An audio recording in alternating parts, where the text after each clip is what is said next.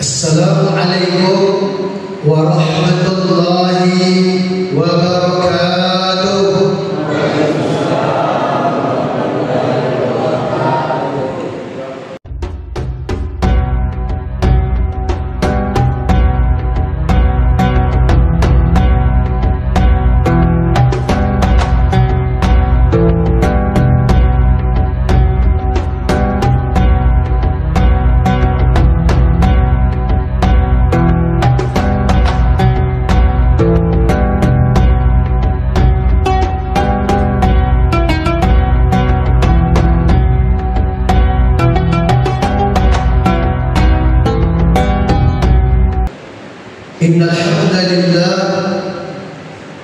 Innal hamdalillahi alladhi wakafa wa salamun ala ibadihi alladhina istafa wassalatu wassalamu ala habibina al-mustafa sayyidina wa maulana Muhammad wa ala alihi wa ashabihi wal wafa. Faqad qala Allah ta'ala fi kitabihi al-karim wa huwa asdaqul qailin. A'udzu billahi minasy syaithanir rajim.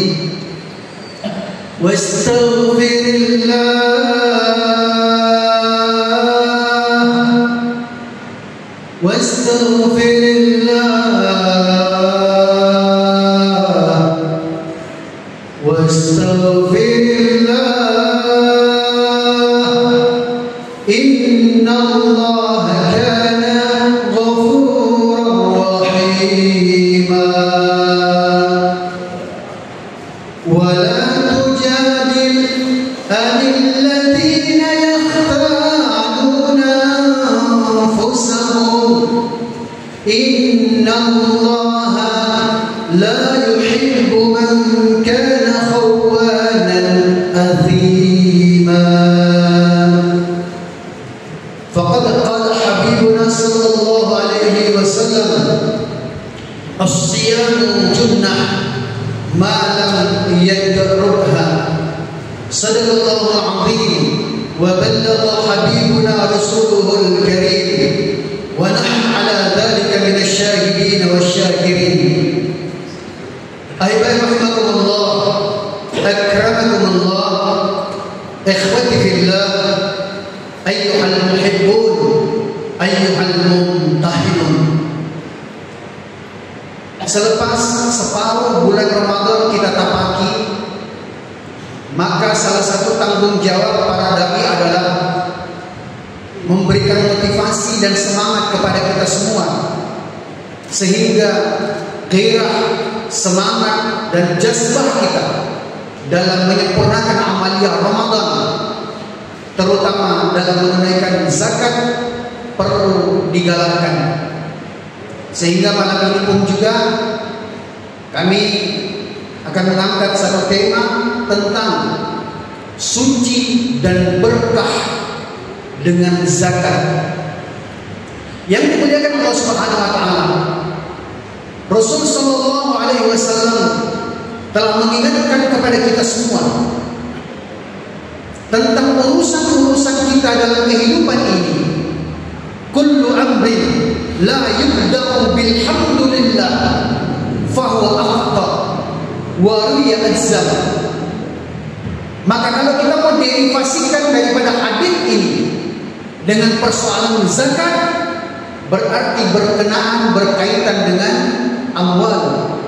Kullu amwal la yubda'u bitazkiyah fahuwa akhta wa riya ajzam.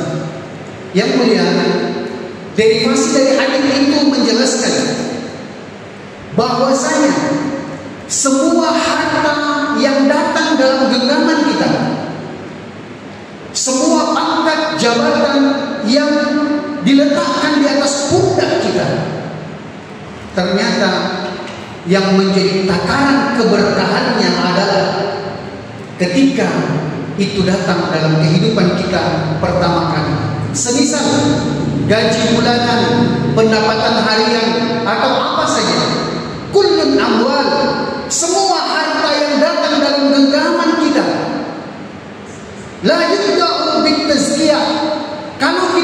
awali, kalau kita tidak kedepankan untuk menunaikan hak-hak orang fakir miskin, hak-hak anak yatim, maka ditakutkan jangan sampai kita zalimi, kita aniaya mereka secara tidak langsung. Sekali lagi, ketika harta itu datang, ketika gaji itu kita terima, ketika penghasilan itu kemudian sudah jelas menjadi milik kita, ibu-ibu harus kemudian belajar mengalah kita. Bapak-bapak harus kemudian kita mengajarkan kepada anak dan istri kita. Untuk pertama kali yang perlu kita lakukan adalah ajak mereka untuk datang ke panti asuhan. Ajak mereka ke perempatan-perempatan jalan, di trotoar-trotoar sana. Banyak saudara muslim kita yang mana mereka menjalani hidupnya dengan segala mujahadah, dengan segala perjuangan, penderitaan dan sebagainya. Maka kalau kita awali gaji yang kita terima, kita awali harta yang datang dalam kehidupan kita, didahulukan mereka. Hadirkan senyuman dalam kehidupan orang fakir miskin. Kita datang mengusap kepala anak yatim. Kita datang kemudian membiarkan mereka melapangkan dada kita untuk mencurahkan hati dan perasaan mereka. Biarkan mereka cerita masalah hidupnya. Biarkan mereka ceritakan kelaparannya. Biarkan mereka ceritakan kerinduannya kepada ibu dan bapaknya. Maka yang dimuliakan Allah Subhanahu wa taala, kalau itu yang kita buat, insya Allah akan mendatangkan keberkahan dari harta yang masih tersisa. Tidak banyak yang akan kita keluarkan, paling 2,5% saja. Tidak banyak kemudian yang mereka butuhkan.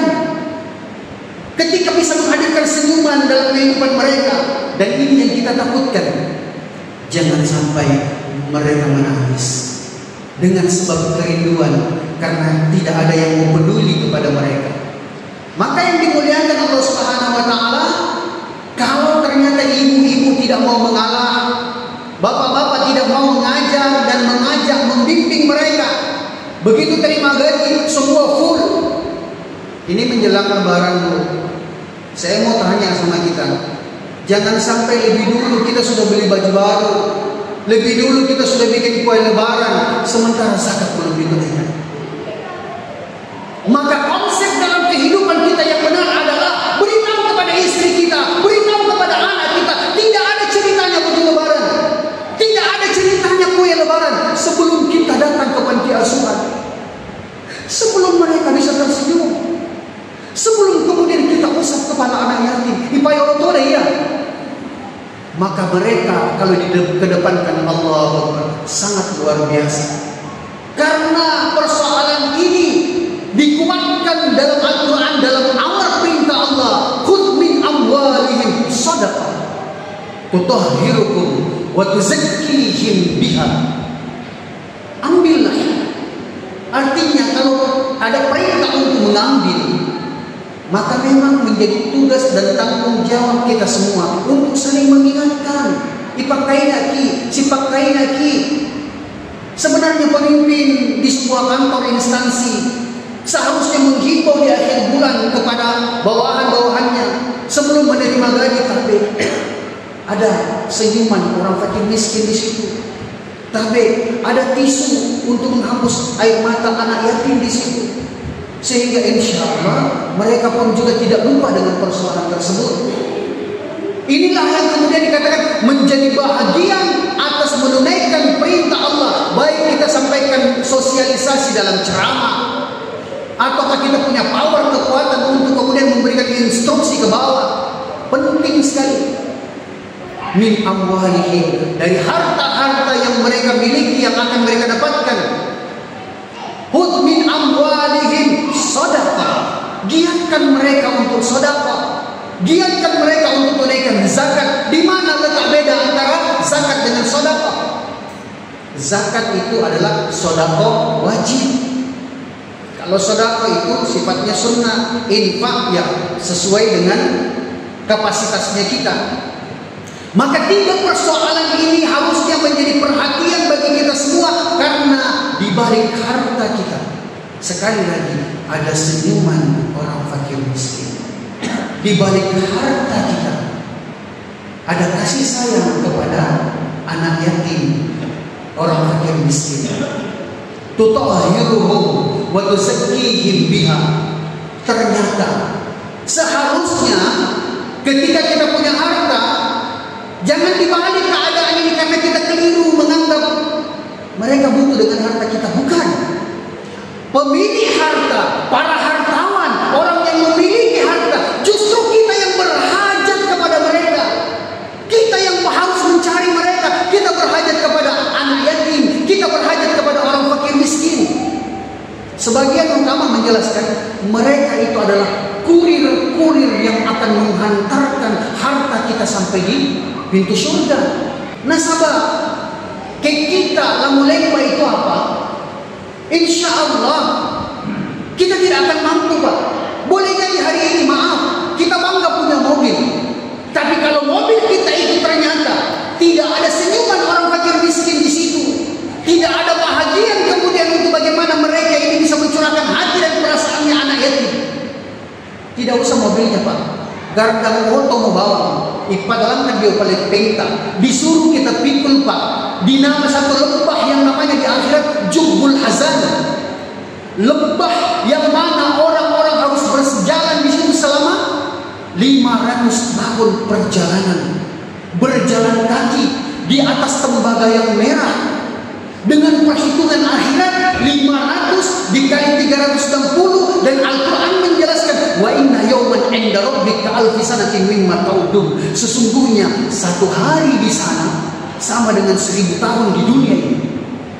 Dikali 360 dikali 500 berarti satu tetesan air mata anak yatim, satu suapan makanan kepada orang fakir miskin yang kita tidak tunaikan itu. Hati-hati. Gardang mobil yang naik di atas pundak kita, disuruh kemudian kita pikul, berjalan selama 2,5 miliar tahun, tidak boleh istirahat, tidak ada waktu istirahat dan sebagainya.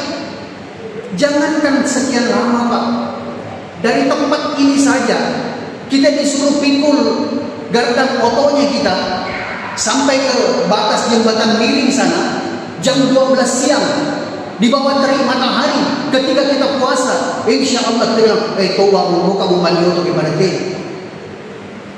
Tapi yang dimuliakan Allah Subhanahu Wa Taala, ketika di dalam harta kita ada senyuman anak yatim, ketika di dalam harta kita ada kebahagiaan orang fakir miskin, maka justru mereka telah menghantarkan itu untuk menjadi istiqbal, mustaqbilul min amwal, menjadi penjemput yang akan menghantarkan kita sampai kepada Allah Subhanahu Wa Taala.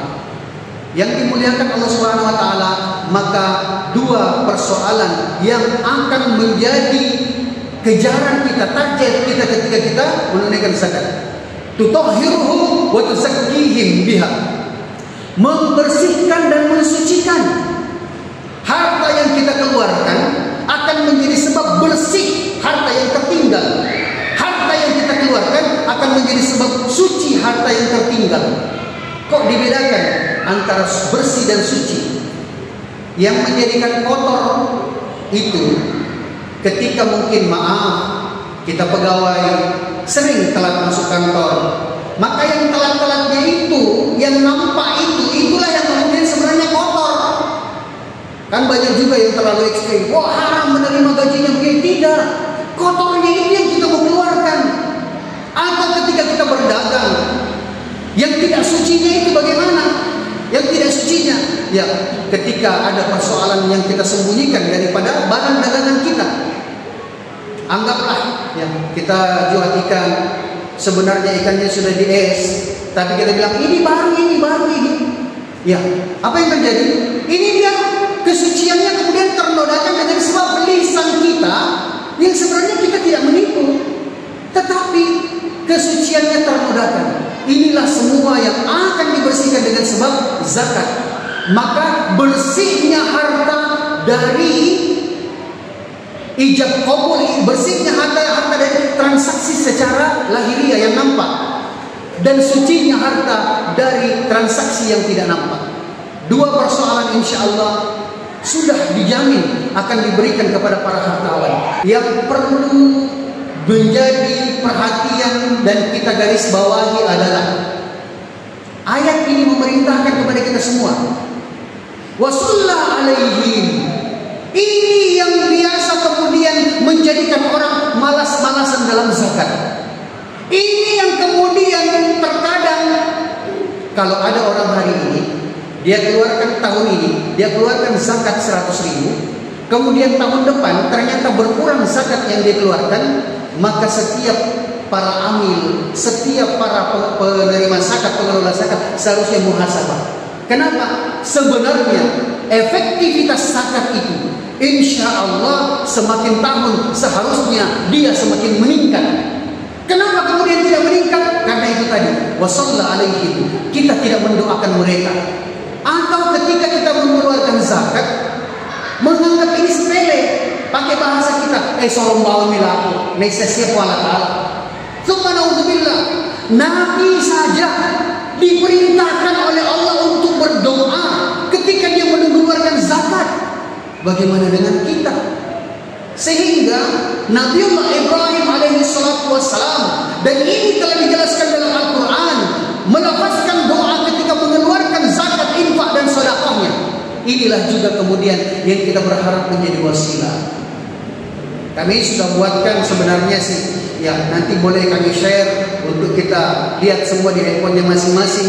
Maka ketika ada yang mengeluarkan zakat, para amil beritahu, tabi, lata baca kali agar kita mau baca sendiri kah doa untuk mengeluarkan zakat. Kalau ternyata dia tidak fasih beritahu, ya saya tuntun kita, tolong kita amilkan. Ketika kita keluarkan zakat, kita baca Rabbana taqabbal minna innaka antas sami'ul alim. Saya rasa ayat ini populer, lazim bagi kita, tapi kita tidak tahu peruntukannya. Maka insya Allah ketika kita keluarkan zakat, kita baca doa itu, kemudian amil yang menerima juga harus bersifat adil ketika kita menerima zakat. Jangan maaf, ya ke budak-budak ini sorong tahu kalando doanya. Ya, kalau ternyata rumah itu orangnya cuma 2 orang, apalagi kalau sendirian, dikasih pendek-pendek doanya. Kita harus bersikap adil. Maka bukan persoalan panjang pendeknya doa di sini. Doa yang mutawatir, yang diajarkan oleh para hukama, yang bahkan kemudian jelas daripada sanadnya seperti apa, itu yang mau kita galakkan. Ajarakumullahu fima a'taitum wa ja'alahu lakum tahura wa baraka lakum fima abqaitum. Maaf, kami secara pribadi pernah menjadi komisioner Basnas di Kabupaten Luwu Utara. Dan kami setelah mengaji, mendalami kemudian persoalan ad-domair, merubah teks daripada yang sering kita dapatkan. Di situ kan ajarakallah. Sementara yang datang ini kepala rumah tangga, dia bukan cuma membawa dirinya saja, sehingga domirka diganti dengan kum. Kenapa? Ada istrinya, ada anaknya, boleh jadi berapa orang yang ditanggung. 1 orang kepala keluarga dia bawa, kemudian didoakan ajarakallah, hanya dia 1 orang yang didoakan. Makanya untuk selamat ini diganti dengan domir jamak, ajarakumullah. Semoga Allah memberikan ganjaran kepada kalian semua fima a'taitum, terhadap apa yang kalian serahkan, wa ja'alakum, dan semoga Allah Subhanahu wa taala menjadikan bagi kalian semua wa ja'alakum tahura, menjadi pembersih dan penyuci atas harta yang kalian tinggalkan, wa barakalakum, dan semoga Allah menjadikan berkah, memberkahkan fima abqaitum, terhadap harta yang masih tersisa. Tapi ini doa bukan doa biasa, bukan main Pak. Yang tersisa di rumah 97,5% menjadi berkah ketika kita keluarkan 2,5, dan doanya ini wa barakalakum, semoga Allah berkahi fima abqaitum, yang masih tersisa di sana. Sehingga kita melihat di mana letak berkahnya harta harta itu? Letak berkahnya harta itu adalah semakin banyak datang, semakin mudah datang, tapi menjadikan diri kita semakin dekat kepada Allah. Itulah harta berkah. Kalau semakin banyak datang, tetapi menjadikan kita semakin jauh daripada Allah, bukan berkah, namanya musibah. Pangkat, jabatan, dan sebagainya, apapun, kalau dia datang dalam hidup kita, tapi menjadikan kita semakin jauh dari Allah, berarti itu adalah musibah. Tapi ternyata bahkan satu orang yang kena mutasi, satu orang yang kemudian di PHK, tapi ternyata mutasi dan PHK-nya dia menjadikan dirinya semakin dekat dengan Allah. Sebenarnya mutasi, PHK ataupun penyakit itu bisa menjadi berkah. Jangan sampai kita sudah jatuh ke timpa tangga pula. Kita duka mau ikut mutasi, kita duka mau mengeluarkan zakat, akhirnya kemudian apa yang terjadi? Sudah, ya. Kalau pepatah orang Melayu katakan sudah jatuh ketimpa tangga pula. Semoga Allah fahamkan kita dan kita saling memotivasi satu sama lain. Harapan kita adalah tidak boleh ada anak yatim yang ada di lingkungan kita ini mereka menangis karena rindu. Tidak boleh ada orang fakir miskin yang ada di lingkungan kita mereka tidur dalam keadaan kelaparan sementara tinggal makanan basi di rumah kita. Alhamdulillah min rabbik fala takunanna minal mumtarin. Kebenaran pasti memang mutlak adalah milik Allah. Kita sempurnakan dengan kifaratul majlis. Subhanakallahumma wa bihamdik nashhadu an la ilaha illa anta nastaghfiruka wa natubu ilaik. Subhana rabbika rabbil izzati amma yasifun wa salamun 'alal mursalin walhamdulillahi rabbil alamin. Wassalamu alaikum wa